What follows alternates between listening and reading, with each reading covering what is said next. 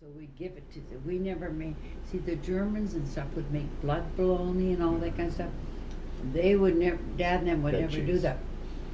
Never do that. So we'd give that away. But I guess, and they can meat. You remember ever hearing about Yeah, that? yeah. Delicious.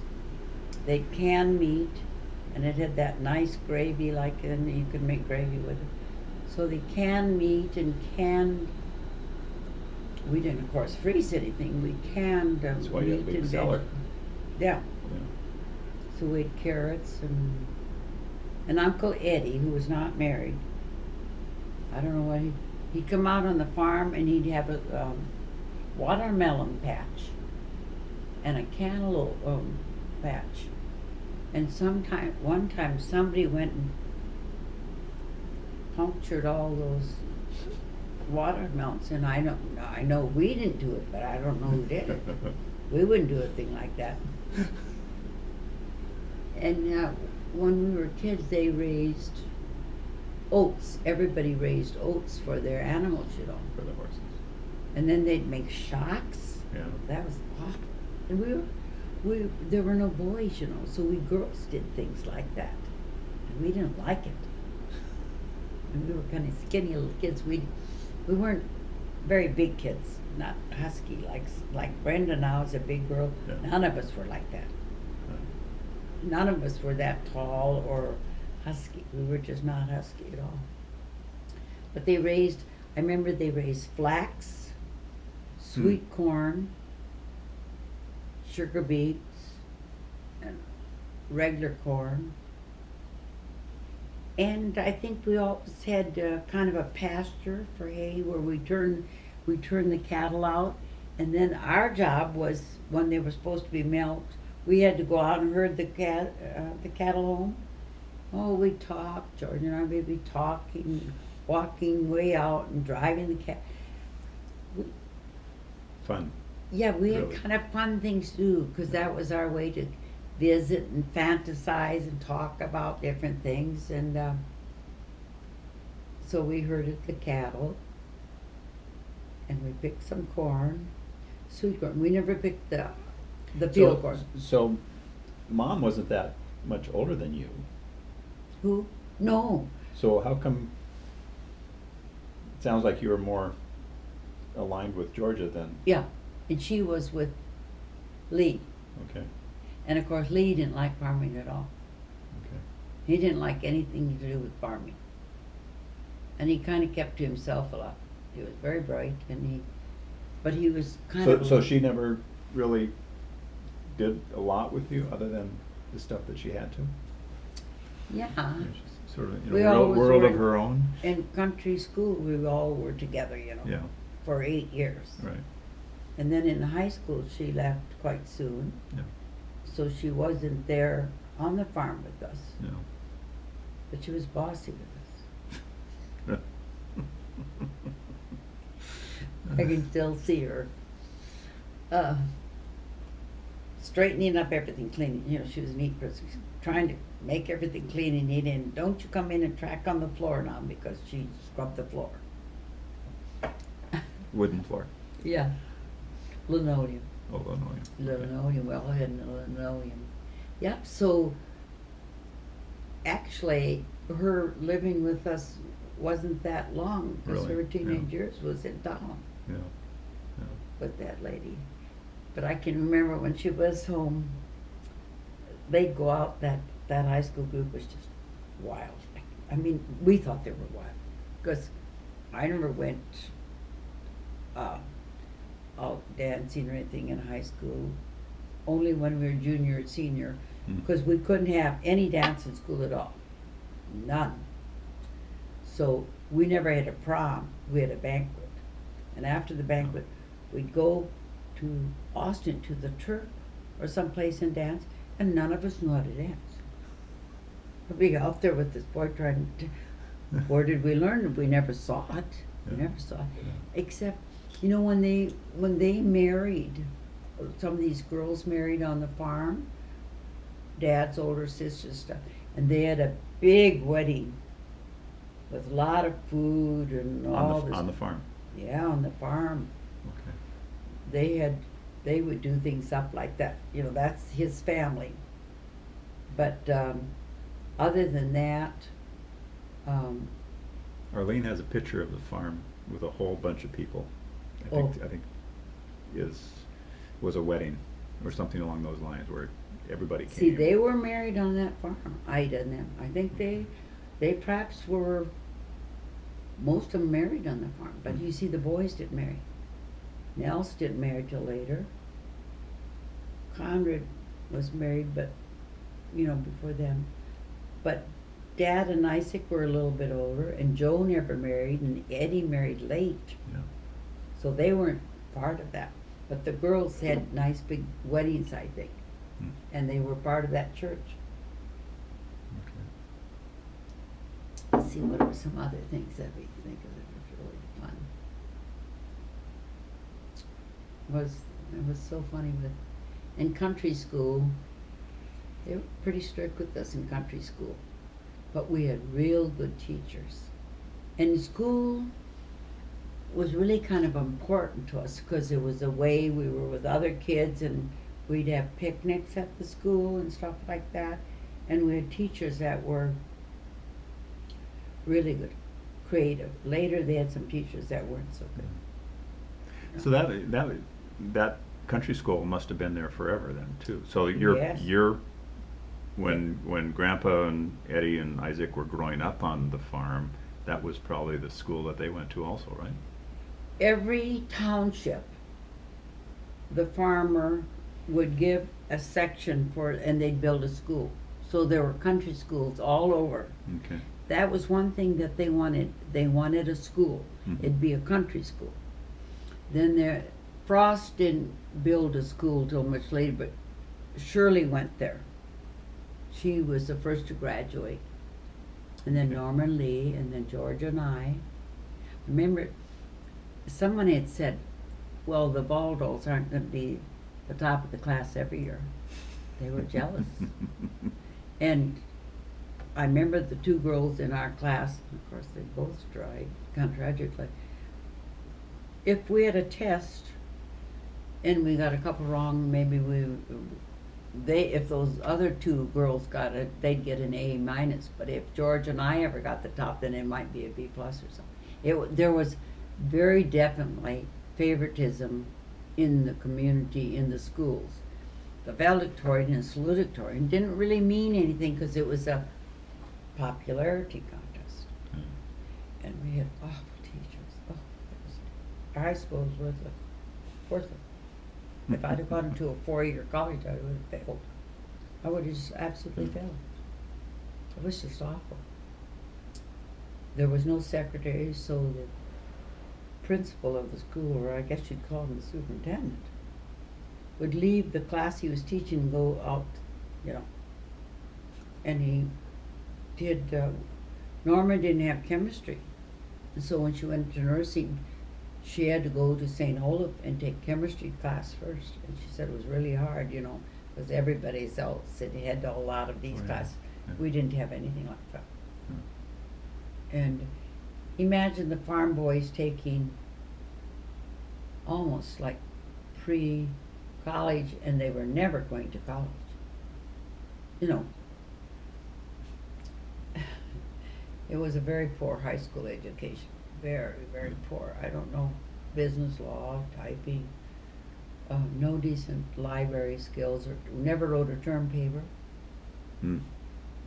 So if we hadn't had the tenacity to stick to something, we had that inborn, we'd have never made it to college. Yeah. We had such a poor background. We had basic skills in work study more from the country school. The high school was worthless. Hmm. We'd have never made it. I'd have never made it in a 4-year college, university. No way. And of course, there were no scholarships offered to anyone, or Yeah. any kind of a program. So if you couldn't afford to go away, you didn't. Yeah. So that was kind of different. And then it's surprising how we did do something. Yeah. Yeah. So now when you started teaching when you were 18. 18. Mhm. So you were, what was your background? Okay. I was a senior in high school. Oh, no, I How did you, write- how did you swing this job is what I'm trying to say. Well, I always want, you could, a girl was always a nurse or a teacher. Right. Norma went into nursing, and I should tell you this, we played school. And I always was the teacher. And any kid younger than me knew how to read before they got to school. Because we played school, and All we the time. teach them to read, and so each, You were the original preschool. yeah, that was true. We really could, and reading was very natural to us because that's what we did, we played school. But anyway, I was a senior, and I thought, well, I gotta make up my mind what I'm gonna do. So there was a class around Bloors run by a lady called Drake. It was strictly to teach you to be a country school teacher. And it was 9 months of intense, she was very strict and intense of how to teach, what to teach. And boy, if you graduated from there, you knew how to teach. So I had signed up for that. It would be 9 months. I don't know how I was going to pay for it, but anyway, right in the middle, well, close to our graduation before, maybe February or something, someone from Iowa came and said, if you will go to college for 3 months, I guess at Luther College, they must have picked that college, you could go to and teach a country school in Iowa, not Minnesota. Minnesota was much stricter. You had to have 9 months of that To get a certificate. that training school. I can't remember what they call it. So I thought, well, I'm going to do that. So I signed up right then and there. I graduated from school in May, high school in May, went right down to Luther College for 3 months, and in August I was to go to interview for a school job. Of course, I didn't know how to drive. I didn't have a car. So Mom took me. And we got a list of some of these schools, so we went out and we talked to this, whoever ran the school. They always had a little school board, somebody who was in charge. Yeah. So he's interviewing me, and he says, he wanted to hire Mom. He didn't want to hire me. Because at 18, I looked like I was 14. Yeah. So I said, well, how am I ever going to get experience if you won't hire me so I can teach? And I said, and besides, I can remember, I went to country school 8 years. I had good teachers, and I know how to teach. That's what I said. So they hired me for $110 a month. And I had this little country school with 8 grades, no kindergarten, 8 grades, and maybe 10 kids. And the 8th grade boy and girl looked older than I did, especially the girl. There was an 8th grade girl, I can remember her. Now, where was this? Iowa, right across the state line. By, I guess you'd call it closer to Thompson than Buffalo Center. Okay. See, here's Thompson, here's Buffalo Center. So, and it was, their schools were not as organized as Minnesota. The kids had to buy their books.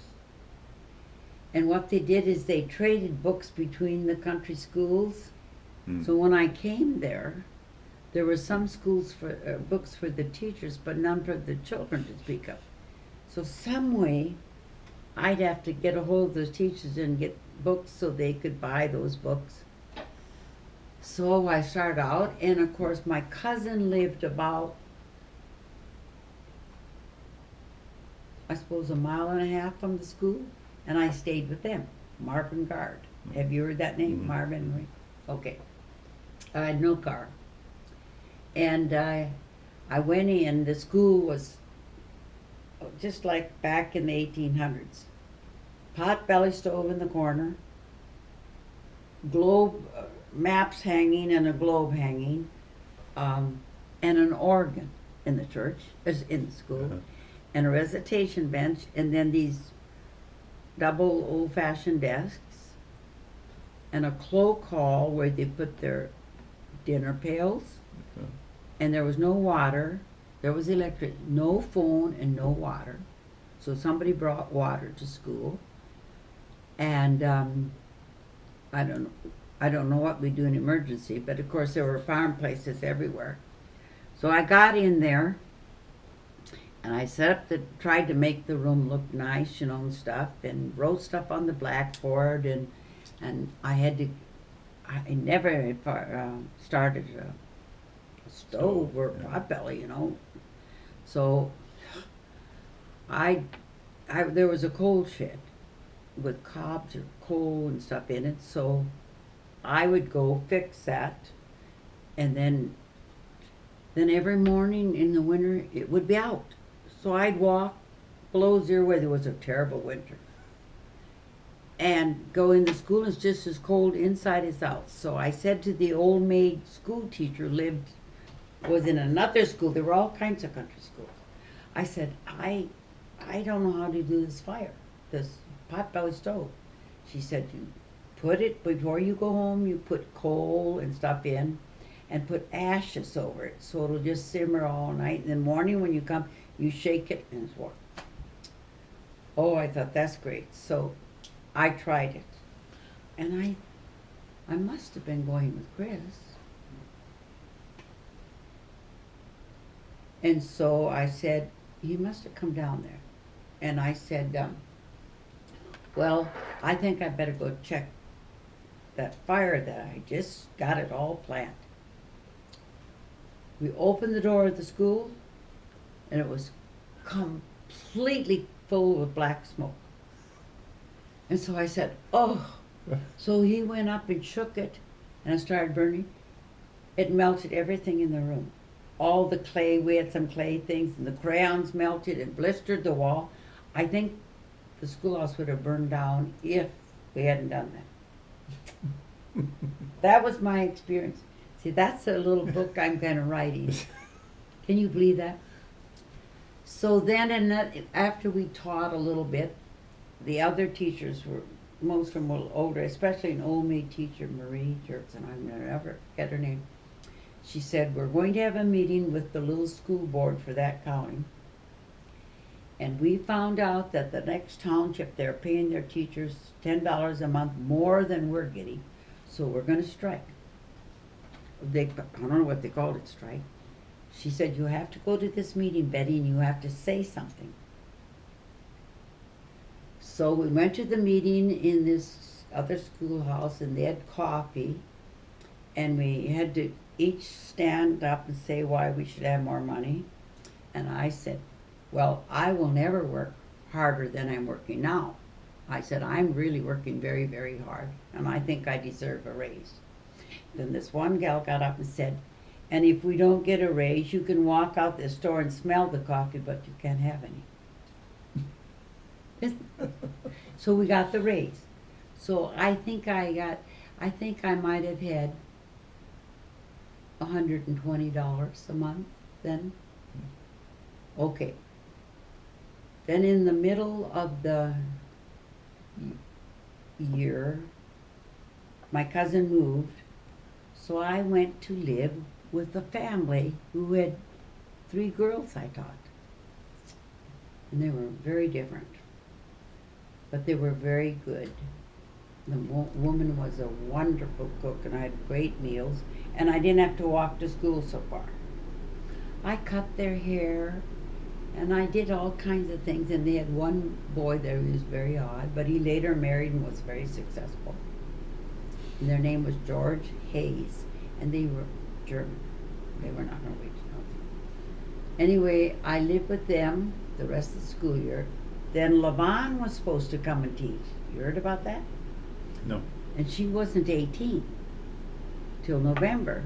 So they wouldn't let her start teaching till she turned 18. And she took over that school.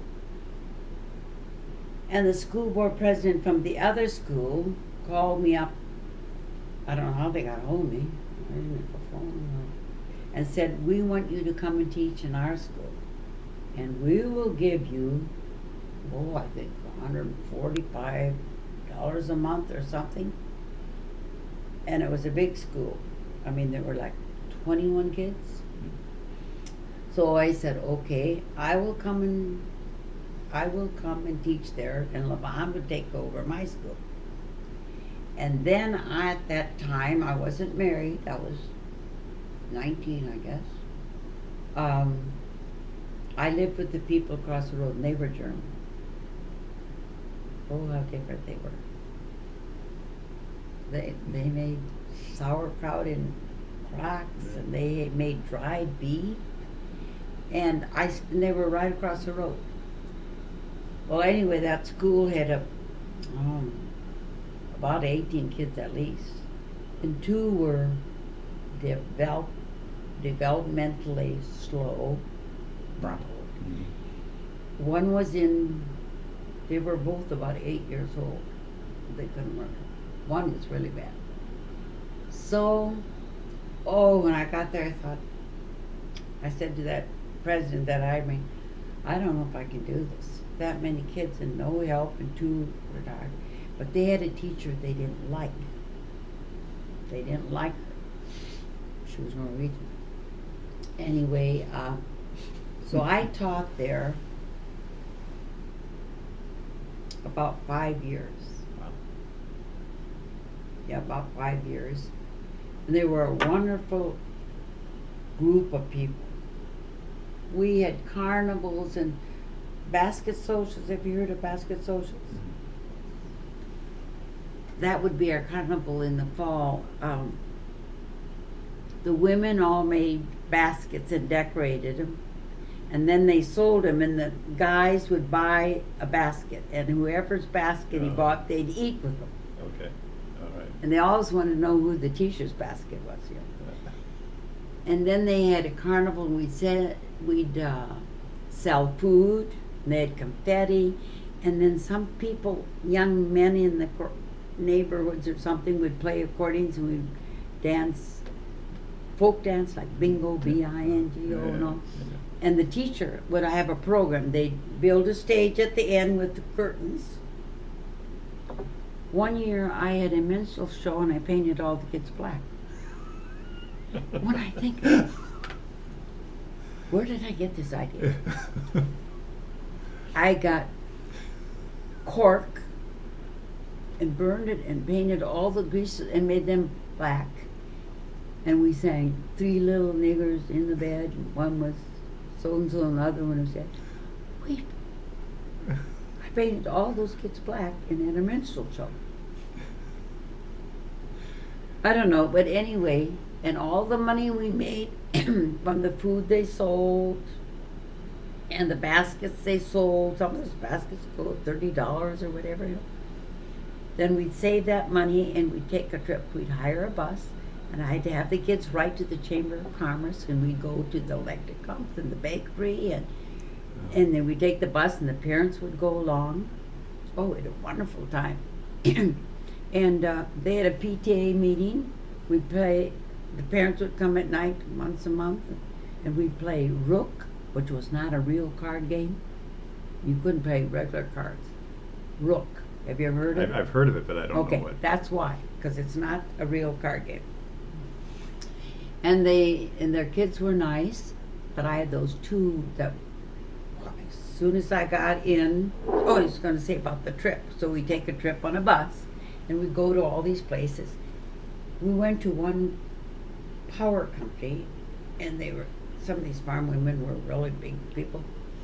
We were in an elevator, and the elevator broke. It dropped down instead of going up. So we're down here, I'm here with these parents and some kids. We divided them up in groups, and they had to put a chair down in and boost us up. And none of us no one wore pants like this, you know. Mm-hmm. Well, that was okay. That's what we paid for with our money we earned from the carnival. Yeah. So that basket social, and we'd put it in the paper. Betty Waldo, I suppose, was having a basket social. Everybody welcome. And they'd all come, these kids around the neighborhood, play their musical instruments, and we'd have all that food. And I'd have that play. So I did that for 5 years. And then, then I got married. And I had to sign a contract. They kept $10 a month, every month, in case I got pregnant. Because I couldn't teach if I got pregnant. And I might still have those contracts, I don't know. I had to clean my own room, and I had a furnace, or not a furnace, there was no basement, I had a oil stove. But I don't think had water. And I had a phone. But anyway, so what was I saying? Oh, so I signed this contract. And then, of course, I never got pregnant. And I stayed there 5 years. And then I got real sick and had pretty much